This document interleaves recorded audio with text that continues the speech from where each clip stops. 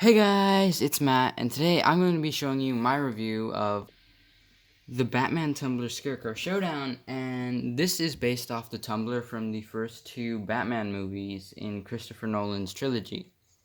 I actually really love those films, and they're some of my highest ranking DC films, so I was really excited when I heard they got a set about this last year. Now, I just recently picked it up, and you may or may not have already seen me using some of the parts in previous videos, but without further ado, let's start off with the tumbler. The tumbler itself is actually pretty large, and here's my hand for comparison. It's about the size of my hand, so it's pretty large. It does a really good job of like conveying the shape, and I love that they added the panels for the armor and everything. It looks really good.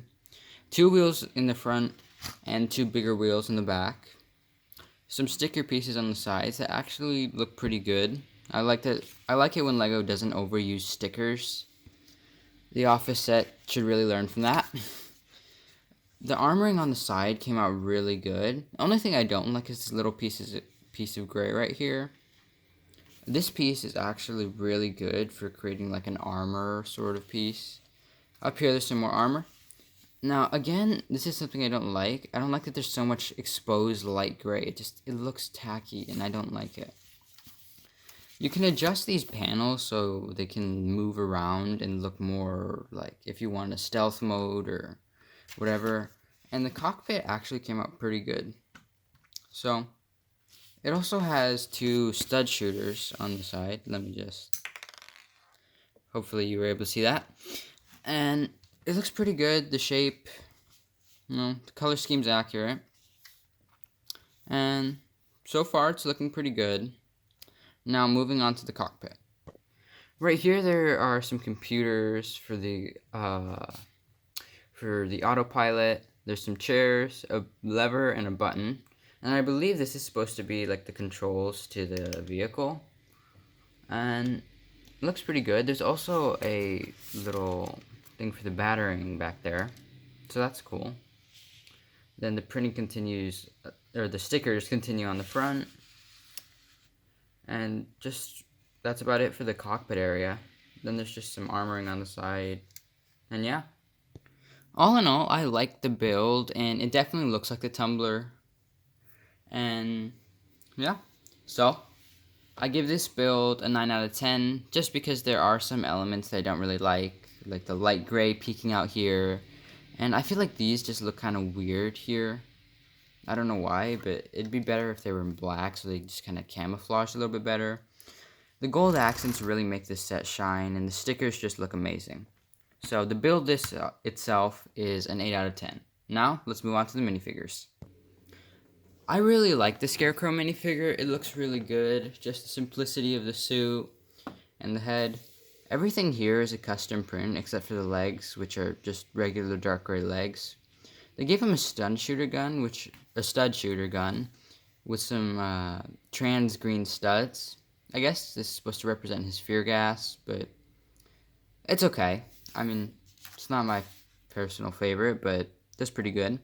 The minifigure itself is great.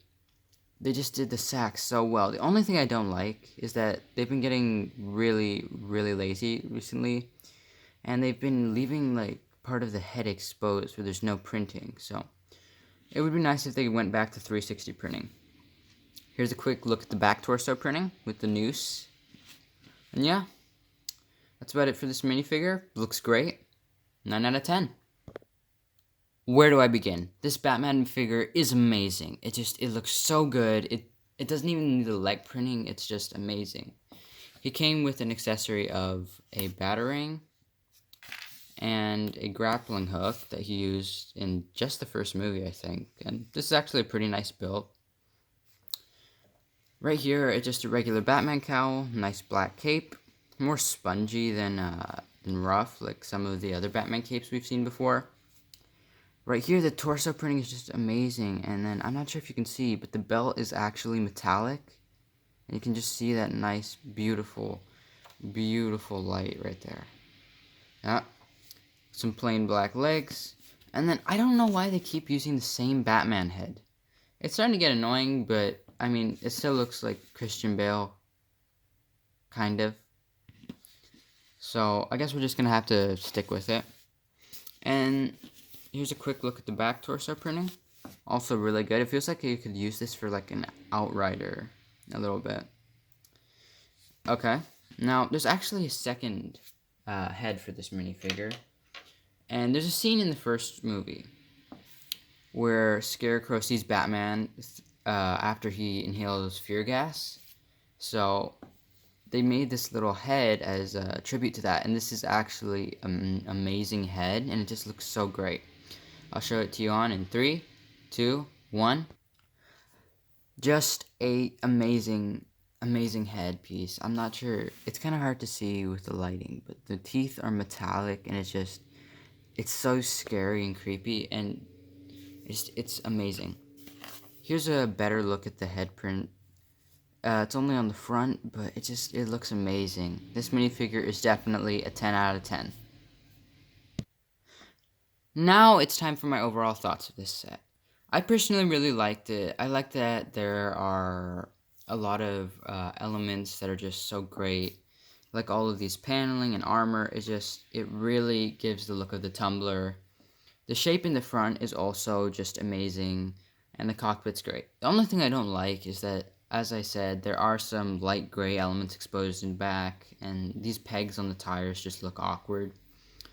So that took down a few points, but the minifigures were spot on, and even though there were some random things in here, I personally give this set a 9 out of 10. Everything was great, and I really enjoyed buying this. It's definitely worth the purchase if you're a big Batman fan. It's only $30, so I definitely suggest buying it. Well, thank you guys so much for watching.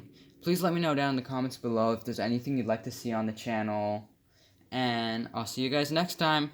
Bye!